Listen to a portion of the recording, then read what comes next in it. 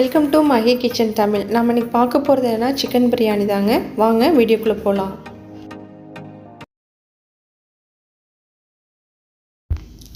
அடுப்பு ஆன் பண்ணி கடாயை அடுப்பில் எடுத்து வச்சுக்கலாம். இந்த மாதிரி அகலமான கடாயை எடுத்து வச்சிங்க, அப்போ தான் பிரியாணி வந்து குலையாமல் வரும். இப்போ அந்த பிரியாணிக்கு தேவையான அளவு எண்ணெயை ஊற்றிக்கிங்க. கூடவே 2 ஸ்பூன் நெய். எண்ணெயும் நெய் நல்லா சூடாகட்டும். அது கூடவே நம்ம பட்டை, பிரியாணி இலை, கல்பாசி, ஏலக்காய் 2 இது எல்லாத்தையும் சேர்த்து நல்லா வதக்கிக்கங்க, கரிஞ்சிடாமல். பச்சை மிளகாய் 2 அது கூடவே சேர்த்துக்கலாம். கட் பண்ணி வச்சுருக்க பெரிய வெங்காயத்தை சேர்த்து இப்போ நல்லா நம்ம வதக்கிக்கலாம். வெங்காயம் எப்போதுமே நல்லா கோல்டன் கலரில் மாறணும், அப்போ தான் பிரியாணி நல்லா ருசியாக இருக்கும் உங்களுக்கு.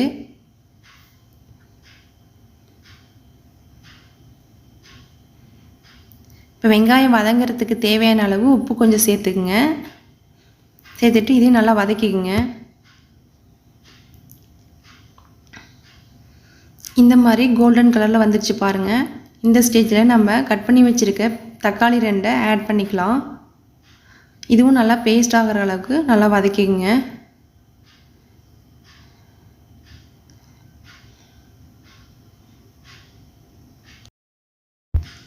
மசாலா நல்லா வேகட்டும். அதுக்குள்ளே நம்ம இஞ்சி பூண்டு ரெடி பண்ணிக்கலாம்.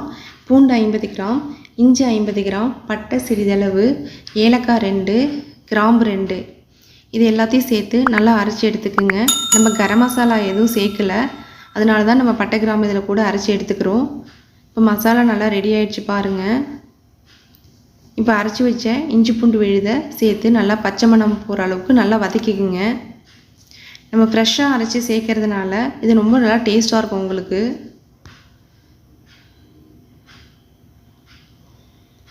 நல்லா அடி பத்தாத அளவுக்கு நல்லா வதக்கிக்குங்க.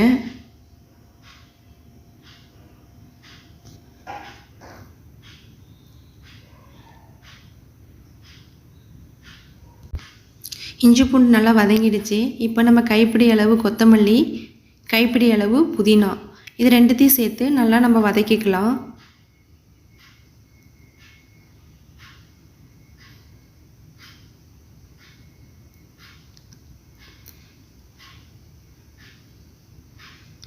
இப்போ கொத்தமல்லி புதினாவையும் நல்லா வதங்கிடுச்சு. இப்போ நம்ம மசாலா ஐட்டம் சேர்த்துக்கலாம். 1/2 ஸ்பூன் மிளகாத்தூள், 1 ஸ்பூன் மல்லித்தூள், 1/4 டேபிள் ஸ்பூன் சிக்கன் மசாலா இதுவும் சேர்த்து நல்லா நம்ம வதக்கிக்கலாம். அடி பிடிக்காத அளவுக்கு நல்லா வதக்கிட்டே இருங்க.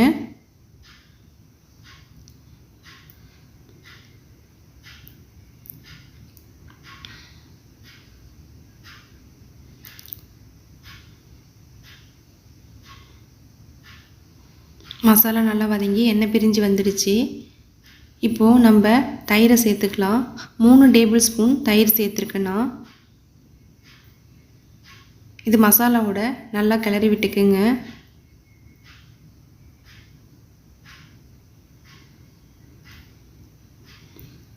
ஒவ்வொரு டைமும் நல்லா கிளறி விட்டுக்குங்க, ஏன்னா அடி பத்திரும். இப்போது நம்ம 1 ஸ்பூன் லெமன் சேர்த்துருக்கேன், அதுவும் சேர்த்து நல்லா நம்ம வதக்கிக்கலாம். இப்போ அடுத்ததாக 10 சின்ன வெங்காயம், ஒரு 10 முந்திரி, 1 ஸ்பூன் சோம்பு இது எல்லாத்தையும் அரைச்சி பேஸ்ட்டாக எடுத்துக்கலாம்.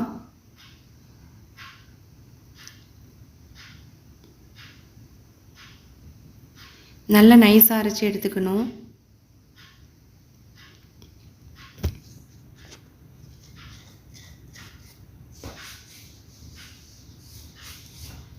இந்த மாதிரி நைஸாக அரைச்சிக்கணும்.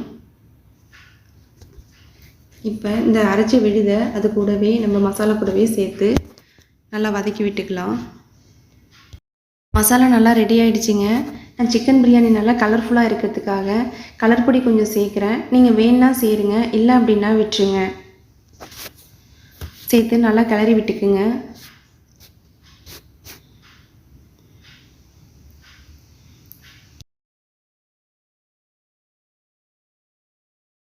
மசாலா நல்லா ரெடி ஆகிடுச்சு. இப்போ நம்ம 1/2 கிலோ சிக்கனை இது கூட சேர்த்துக்கலாம்.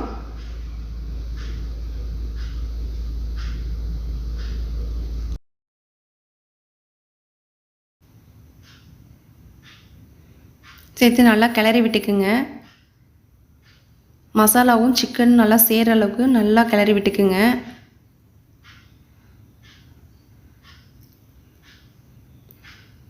இப்போ ஃபைனலாக நம்ம பிரியாணிக்கு தேவையான அளவு உப்பு கொஞ்சம் சேர்த்துக்கலாம். உப்பு சேர்த்துட்டு ஒரு 5 மினிட்ஸ் வேக வச்சுருங்க. சிக்கன் நல்லா வெந்துருச்சு பாருங்கள். இப்போ நம்ம தண்ணி ஆட் பண்ணிக்கலாம். நான் 1/2 கிலோ ரைஸ் எடுத்திருக்கேன். இந்த கப்பால் 2 கப் ரைஸு, அதனால் நான் 3 கப் தண்ணி அளந்து ஊற்றிக்கிறேன். நீங்கள் எந்த கப்பால் ரைஸ் எடுக்கிறீங்களோ அந்த கப்பில் ஒரு கப்புக்கு 1.5 கப் தண்ணி வீதம் அளந்து ஊற்றிக்கிங்க. பாசுமதி ரைஸ் ஆகியிருந்தா அப்போ கரெக்டாக இருக்கும் உங்களுக்கு. தண்ணி நல்லா கொதித்து வந்துடுச்சுங்க. இப்போ நம்ம அரிசியை ஆட் பண்ணிக்கலாம். நான் பாஸ்மதி ரைஸ் 1/2 கிலோ எடுத்திருக்கேன். இதை நல்லா 1/2 மணி நேரம் ஊற வச்சு இதை கூட நம்ம சேர்த்துக்கலாம்.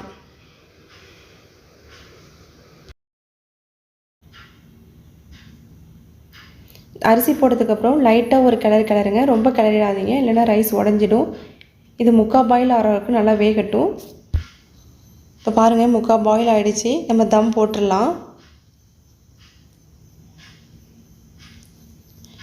மூடியை போட்டுட்டு இது ஏர் வெளியில் போகாத அளவுக்கு நான் தோசைக்கல் வச்சுருக்கேன். நீங்கள் வீட்டில் எந்த பொருள் வெயிட்டாக இருக்கோ அதை எடுத்து வச்சுக்கோங்க. ஏர் போகாத அளவுக்கு இருந்தால் போதும். இது ஒரு 15 நிமிஷம் சிம்மில் வச்சு வேகட்டும். 15 நிமிஷம் ஆயிடுச்சுங்க. இப்போ நம்ம தம்மை உடச்சிக்கலாம்.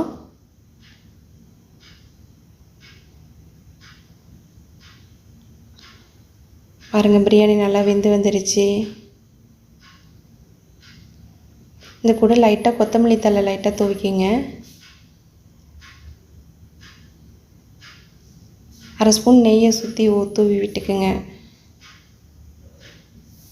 அப்போ தான் நல்லா உடையாமல் வரும் உங்களுக்கு பிரியாணி. கார்னரில் இப்படி லைட்டாக அப்படி உடச்சி விடுங்க. பாருங்கள், ரைஸ் உடையாமல் நல்லா வந்திருக்கு உங்களுக்கு.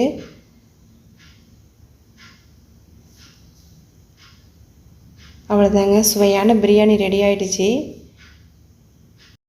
வீட்டில் இதை ட்ரை பண்ணி பாருங்கள். ட்ரை பண்ணி பார்த்துட்டு மறக்காமல் கமெண்ட் பண்ணுங்கள், ஷேர் பண்ணுங்கள், லைக் பண்ணுங்கள். நம்ம சேனலை பிடிச்சிருந்துச்சின்னா சப்ஸ்கிரைப் பண்ணிக்கோங்க.